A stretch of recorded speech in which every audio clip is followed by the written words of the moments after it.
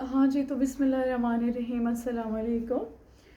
आज मैं आपको एक वाक़या सुनाऊँगी जो कि अल्लाह ताला की रहमत के हवाले से है कि इंसान पे कभी-कभी ऐसी प्रॉब्लम्स, ऐसी तकलीफ़ें या ऐसी ट्रबल्स आती हैं जो अल्लाह ताला की तरफ से एक मसलहत होती हैं। मसलहतन अल्लाह ताला आपको भेजता है, आपको आज़माने के लिए या आपको बेहतरीन रास्ते पे लाने के लिए।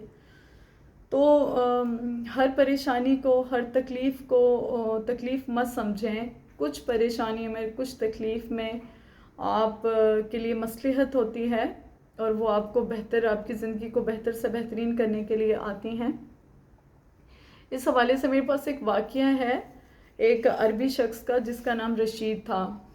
वो एक बिगड़ा हुआ इंसान था और हर टाइम लोगों को मजाक करता रहता था, मजाक उड़ाता रहता था। कभी किसी को टांग मार के गिरा दिया, कभी किसी को गिरा दिया ताकि लोगों के टेंशन्स उसकी तरफ मुतवज्जो हों और वो लोगों को हंसा सके, खुश कर सके। तो एक दिन क्या होता है कि उसको एक कॉल आती है, वो अपने दोस्तों के साथ बैठ के ताश खेल रहा होता है और उसको कॉल आती है। तो कॉल पे कहते हैं कि आपकी जो बीवी है उसकी तबीयत ख़राब हो गई और उसको हॉस्पिटल लेके जाया जा रहा है। उसकी बीवी प्रेग्नेंट होती है तो उसको कहा जाता है कि आप आ जाओ। तो जैसे वो तबीयत का मालिक होता है, ज़रा हंसी मजाक का और लेज़ी बंदा, तो वो उस बात को कहता है अच्छा ओके, लेकिन वो उस बात को इग्नोर कर देता है और फिर वो अगेन अपने उन कामों में, उन हंसी मजाक में, उन ताश में वो इन्वॉल्व हो जाता है।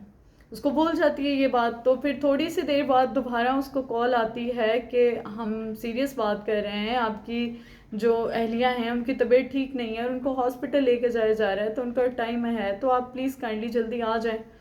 अच्छा, तो फिर वो वहाँ से उठ के जाने लगता है। ठीक है, तो रास्ते में एक फ़कीर आता है, वो नाबीना होता है।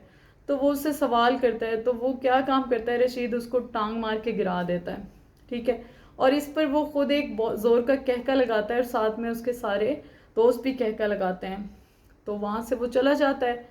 उसके बाद जब वो हॉस्पिटल पहुँचता है तो डॉक्टर बताते हैं कि आप लेट हैं, आपकी बीवी को बच्चा पैदा हो गया है। तो बड़ा खुश होता है और बड़ा एक्साइटेड होता है, लेकिन वो देखता है कि जो डॉक्टर्स हैं वो इतने ज़्यादा खुश नहीं हैं। तो वो उनसे फिर वजह दरियाफ्त करता है, पूछता है कि क्या वजह है, कि बताएं क्या मसला है, सब खैरियत तो है। देन डॉक्टर्स बताते हैं कि आपके यहाँ बेटा पैदा हुआ है बट वो नाबीना है, वो ज़िंदगी में कभी भी नहीं देख सकता, उसकी आंखें नहीं हैं। तो उसके सर पे जैसे आसमान टूट जाता है, उसके पाँव से जैसे ज़मीन फिसल जाती है। उसको फ़ौरन से वो जो फ़कीर था उसका ख्याल आता है कि शायद अल्लाह ताला ने उसको उसके उस काम की सज़ा दी है। तो वो बहुत ज़्यादा हर्ट हो जाता है। खैर वक्त गुज़रता जाता है। जो रशीद होता है ना, उसे बहुत ज़्यादा नफ़रत होती है इस बच्चे से, कोफत फील हो रही होती है। वो बताता है कि जब भी वो बच्चा मेरे सामने आता था तो मुझे बड़ी कोफत फील होती थी, मुझे बिल्कुल अच्छा नहीं लगता था और वो अपने बच्चे से प्यार नहीं करता। और एज़ कम्पेयर टू रशीद, उसकी बच्चे की जो माँ होती है, उस बच्चे का नाम सलीम होता है, जो उसकी माँ होती है वो इतनी नाइस होती है, वो अपने बच्चे से बहुत ज़्यादा प्यार करती है, एक्स्ट्रा प्यार करती है। तो वक़्त गुज़रता है, उसको अल्लाह ताला मज़ीद 2 बेटों से और नवाज़ता है। तो वो जो बाकी 2 बेटे होते हैं ना, उनसे रशीद बहुत ज़्यादा प्यार करता है, उनको बड़ा लाड करता है, बड़ा उनके साथ अच्छा रहता है।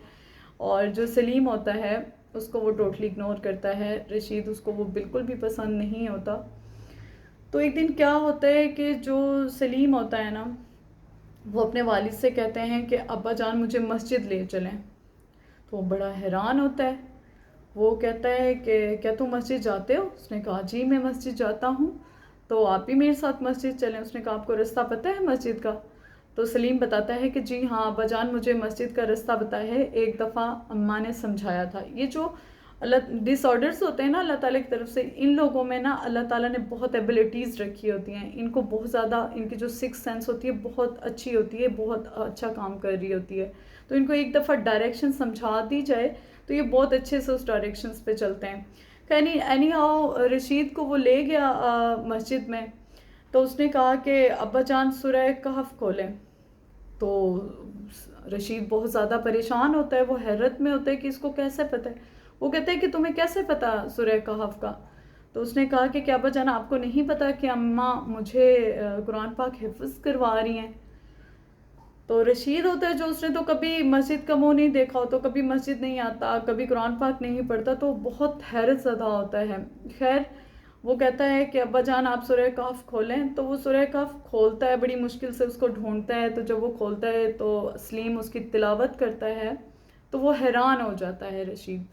جب سلیم اس کی تلاوت کرتا ہے تو رشید زارے و قطار رونے لگتا ہے، وہ بہت رو رہا ہوتا ہے. تو سلیم اس سے پوچھتا ہے کہ ابا جان آپ کیوں رو رہے ہیں، کیا وجہ ہے، کہ آپ کو میری تلاوت پسند نہیں آئی؟ تو وہ کہتا ہے کہ نہیں بیٹا، اس سے پیاری، اس سے خوبصورت تلاوت میں نے آج سے پہلے کبھی نہیں سنی. تو وہ حیرت زدہ ہوتا ہے کہ اللہ تعالیٰ، تب وہ اللہ تعالیٰ کا شکر ادا کرتا ہے کہ اللہ تعالیٰ تو نے مجھے آنکھ دی، تو نے مجھے ٹانگیں دی جن سے آنکھوں سے میں دیکھ سکتا تھا، ٹانگیں دی جن سے چل کے میں مسجد جا سکتا تھا، لیکن میں نے ایسا کوئی کام نہیں کیا. اور ایک بچہ جو نابینا ہے تو نے اسے اتنی طاقت دی ہے کہ دیکھو یہ تیرا شکر ادا کر رہا ہے، نماز بھی ادا کر رہا ہے، قرآن پاک بھی پڑھ رہا ہے. خیر اس دن کے بعد جو رشید ہوتا ہے اس کی زندگی ٹوٹلی چینج ہو جاتی ہے، وہ اسلام کی طرف چلا جاتا ہے. تو کچھ دن میں جو رشید ہوتا ہے وہ ایک بزنس ٹور پہ آؤٹ آف کنٹری چلا جاتا ہے، لیکن وہ موبائل پہ اپنی فیملی کے ساتھ کنٹینیوسلی کانٹیکٹ میں ہوتا ہے. وہ اپنے بیٹے سلیم سے سب سے زیادہ پیار کرنے لگتا ہے، وہ اس سے سب سے زیادہ محبت کرنے لگتا ہے. تو وہ ڈیلی اس کے ساتھ کانٹیکٹ کر رہا ہوتا ہے، لیکن کچھ مصروفیات ایسی گزرتی ہیں کہ کچھ دن اس کا رابطہ منقطع ہو جاتا ہے، وہ ٹوٹ جاتا ہے گھر والوں سے. تو پھر جس ٹائم وہ گھر آتا ہے تو بچے بھاگ کے اس کی گود میں آتے ہیں، بڑا خوش ہوتا ہے اپنے بچوں کو دیکھ کے. لیکن بچے کچھ افسردہ ہوتے ہیں، تو وہ بچوں سے پوچھتا ہے کہ سلیم کہاں ہے؟ تو بچے بتاتے ہیں کہ ابا جان سلیم تو جنت میں چلے گئے. تو رشید اس بات پہ بہت روتا ہے، بہت زیادہ روتا ہے. تو رشید کو اس دن ریئلائز ہوتا ہے کہ اللہ تعالیٰ نے جسے میں مصیبت سمجھ رہا تھا، پریشانی سمجھ رہا تھا، اسے دراصل میرے لیے رحمت بنا کے بھیجا تھا. اس کا میری زندگی میں آنے کا مقصد یہ تھا کہ وہ مجھے سیدھے راستے پہ لا سکے، مجھے بہتری کا راستہ دکھا سکے. اور جب اس نے اپنا یہ کام پورا کر دیا تو اللہ تعالیٰ نے اسے اپنے پاس بلا لیا.